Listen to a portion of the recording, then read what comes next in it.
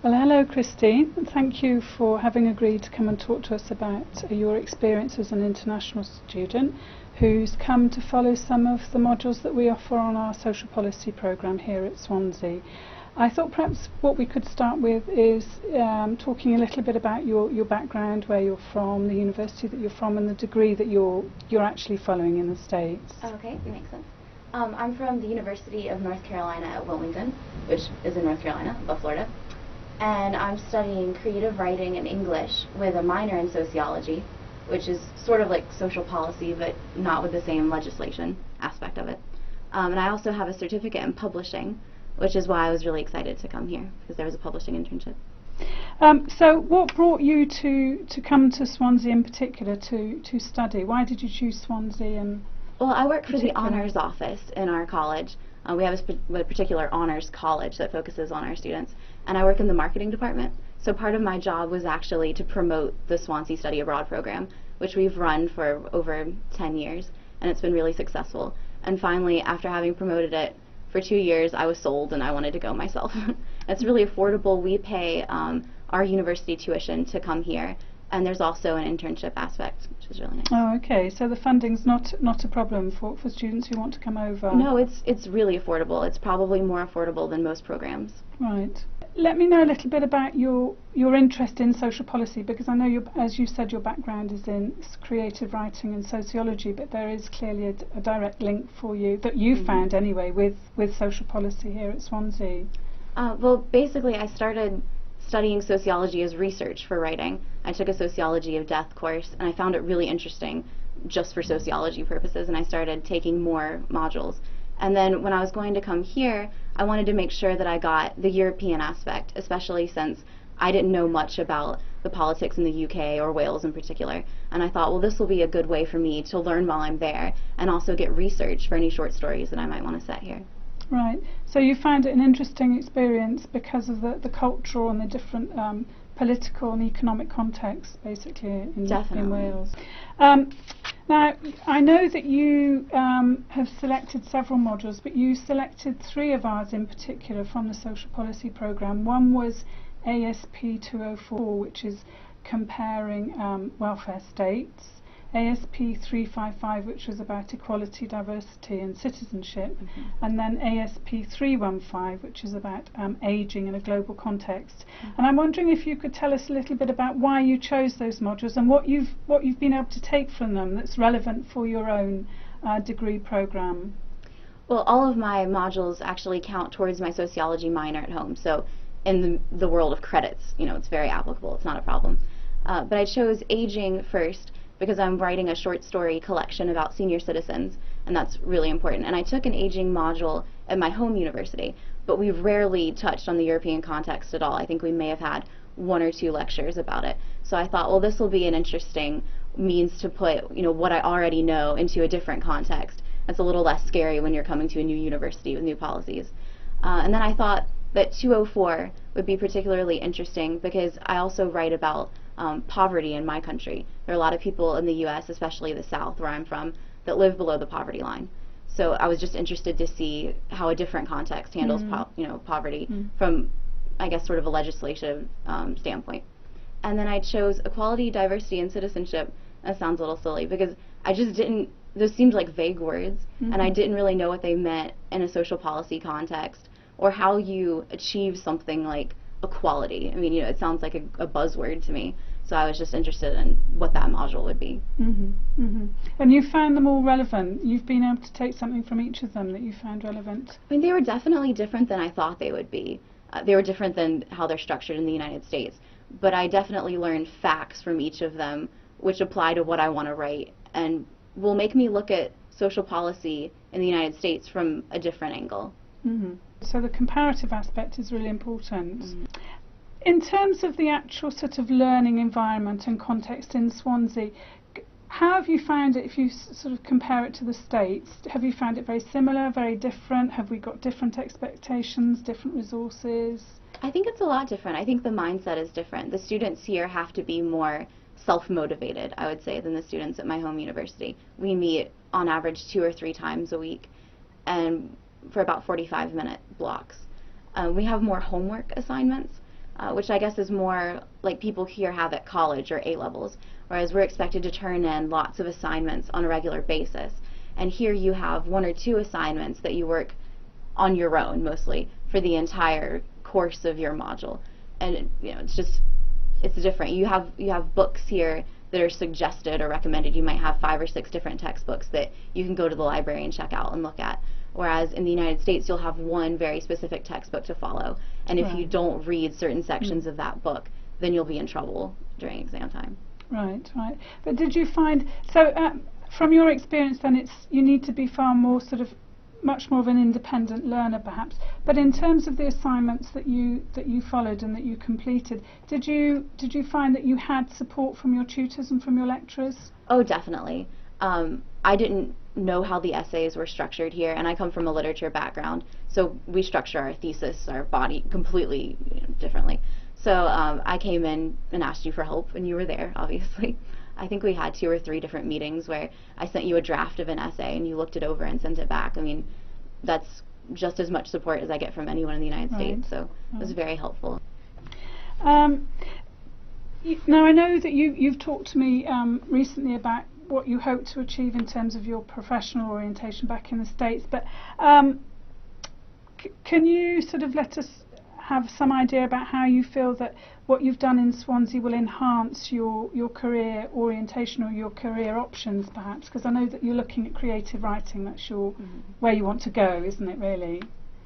Well, when I picked sociology as a minor, I knew that there were political aspects, I definitely knew that, but I didn't realize how much social policy impacts legislation and how much it impacts the political system and the laws that go into effect.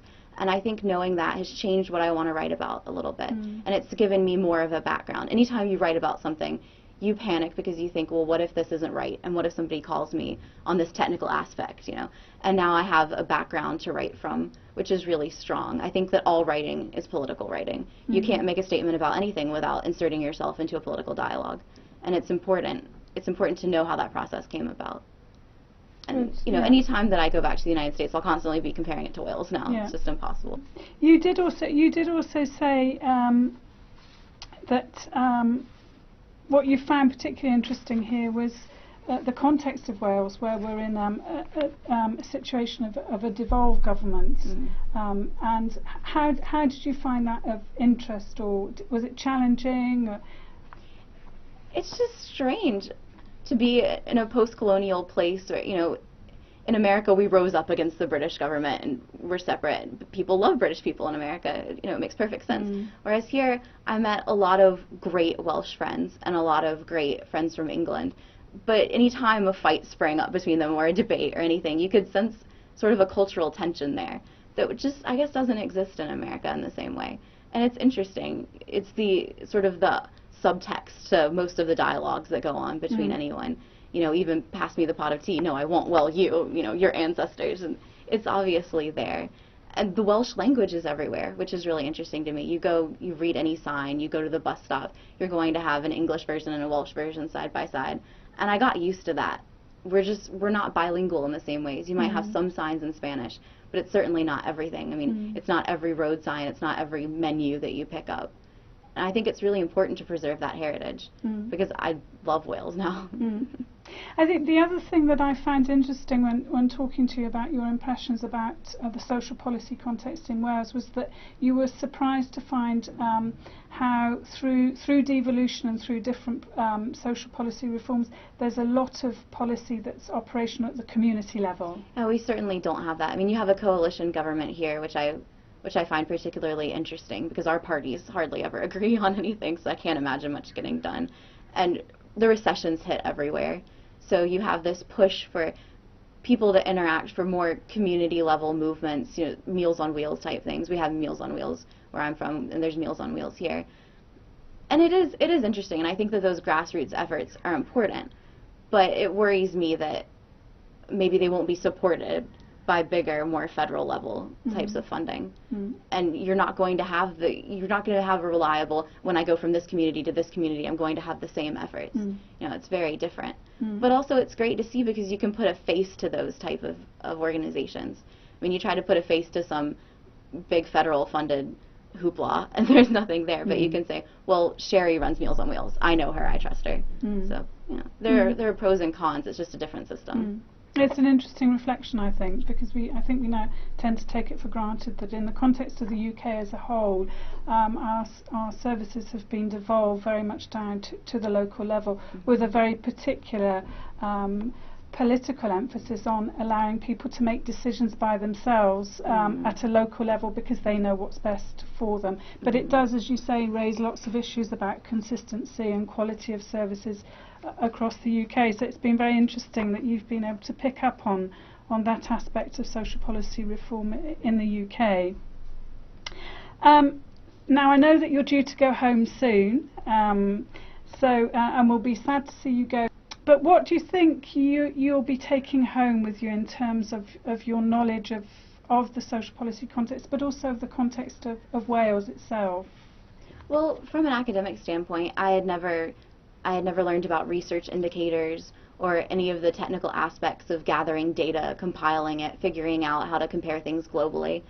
And especially with the welfare state module that I took, that was a big aspect. You know, we can look at different countries, we can look at the UK as a whole, and then we can look at the Latin Rim as a whole, and we can compare, and we can see what's different between the two, how one fits into the other. And I'll always take that sort of global approach back. And it's not that the United States doesn't push for that in our classes, because they definitely do, they certainly do. But once you've been to another place, I guess it's a little different having the first hand. It's sort of like lab research. You know, do you read about it in a book, or do you go out into the lab and see it? It's two different things. And I think that anytime I write anything, it'll be on a more global context. Even if I decide to set something in a small town and keep it in the United States, in the back of my head I'll think, now how would this town compare to a small town in Wales? And what would the differences be, and what does that say about them politically? If we move on now to Swansea as a place to be and a place to live, what are your impressions? I know that you have been impressed, but what is it that struck you about Wales? I just feel like Wales is undersold. I don't know. Several people, when I told them that I was going to Wales, mistook it for England in the United States, which is they often do. Which is sad. Sad to say. But and I've even had people call and they say, "How's England?" And I say, "I don't know. I'm not there." You know?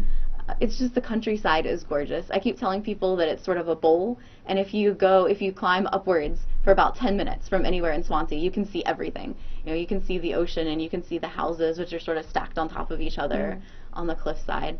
And it's just gorgeous. I mean, I've seen horses here that you don't see wild horses in the United States that much. The other day, me and my flatmate went for a walk, and we just went up the side of about 10 or 15 minutes from the student village, actually. We just sort of climbed up.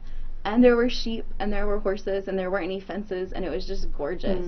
I mean, there's something to be said for peace and quiet, in a way. And you can go into the city, and there are bustling shops, and there are people milling about, and they're all really friendly.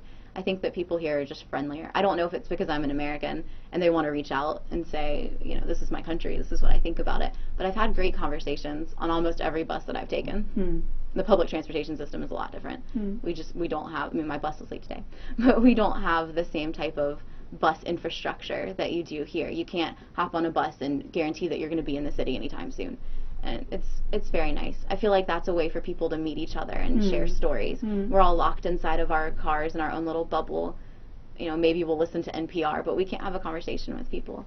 And that's sort of sad. Nobody has their earbuds in, tuned out here. Everyone talks to each other. So you found it really a welcoming place and easy to get around if you just rely on public transport? Definitely, yeah. Yeah, good. Well, that's good to know, because often I know when you come from countries where there isn't as, you know, big public transport infrastructure, it's, well, how do you get around, or do I spend the money on hiring a car? Well, you obviously don't need to be able to do that. And I believe you've also been able to travel a bit to Europe whilst you've been here. It was so much fun. Yes, over Easter break I went to Germany, Spain, France, and Hungary. The best time of my life, bar none. Budapest was my favorite out of all of them, certainly.